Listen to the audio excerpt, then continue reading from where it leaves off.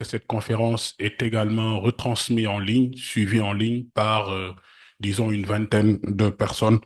Et nous disons bonjour et bienvenue à tous ceux qui nous suivent sur Zoom à travers les quatre coins du globe.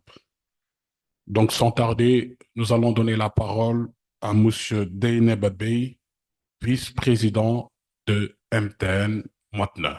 Monsieur Bey, pour son allocution, s'il vous plaît, sous vos applaudissements. Merci.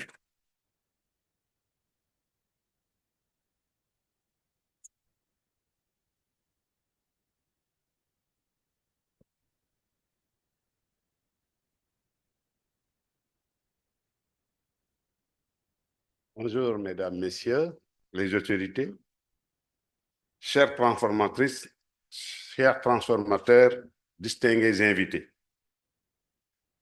C'est un immense honneur pour moi de prendre la parole en ma qualité de deuxième vice-président du mouvement pour la transformation nationale MTN Modena à cette conférence internationale réunissant décideurs, experts et acteurs numériques, ainsi que des membres de la société civile et des responsables politiques pour discuter d'un projet d'une actualité à la fois brûlante et d'une importance capitale.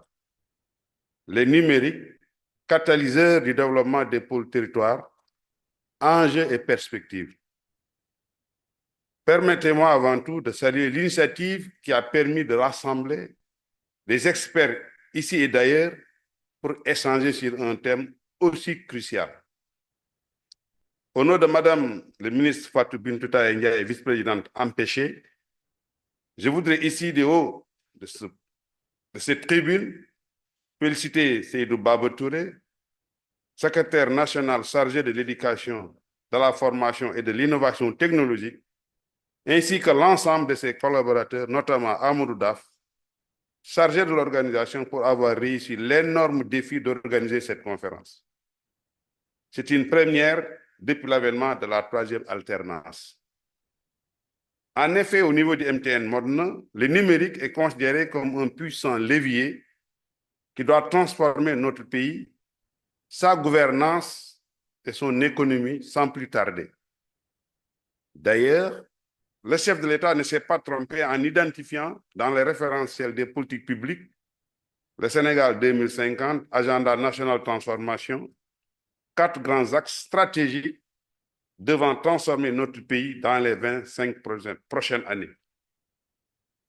Le premier consiste à avoir une économie compétitive à travers un cadre macroéconomique assaini et stable, l'émergence d'une société numérique, des filières compétitives viables et un cadre des affaires attractif. Dans le deuxième axe, il met l'accent sur la durabilité avec comme toile de fond le respect et la préservation de l'environnement.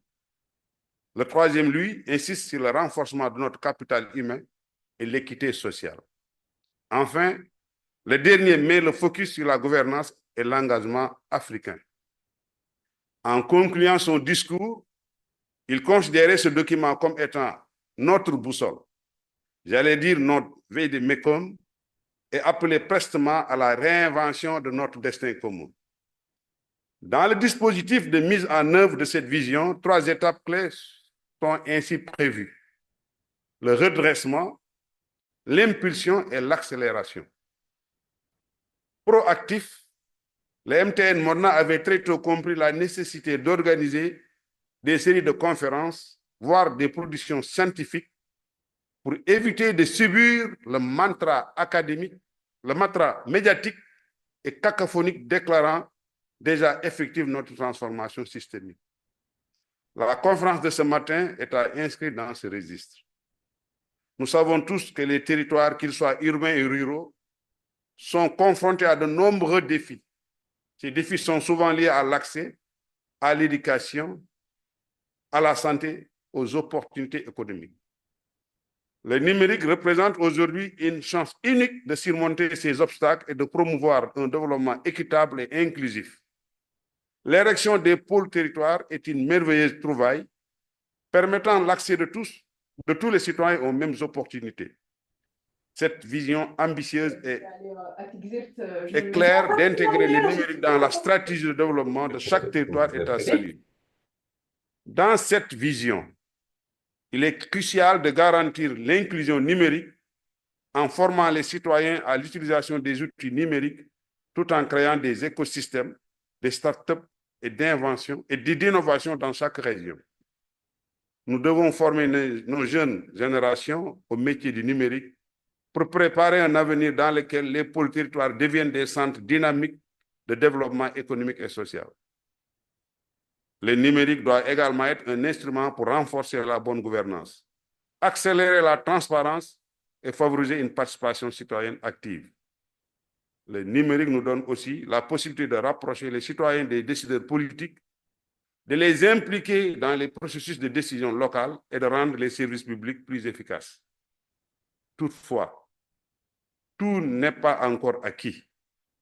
Il existe encore de nombreux défis que nous devons surmonter. Le dividende numérique ne sera pas une réalité pour tous tant que les inégalités d'accès persisteront. Il faut des initiatives de développement numérique inclusif pour combler les fossés sociaux et numériques. Il est alors essentiel que nous développions des normes éthiques et des régulations adaptées aux enjeux du numérique. MTN Modna sera à l'avant-garde de la création d'un environnement propice à l'innovation des pôles territoires. Chers invités, oui, le numérique peut être un catalyseur puissant de développement des pôles territoires s'il est bien utilisé. Il peut transformer profondément notre pays, réduire les inégalités et ouvrir des horizons de progrès pour tous. De ces échanges, nous élargirons nos perspectives et partagerons nos expériences afin de construire ensemble un avenir numérique qui soit un moteur de prospérité pour nos pôles territoires. Au nom de la première vice-présidente, je vous remercie et vous souhaite des échanges fructueux. Merci de votre attention.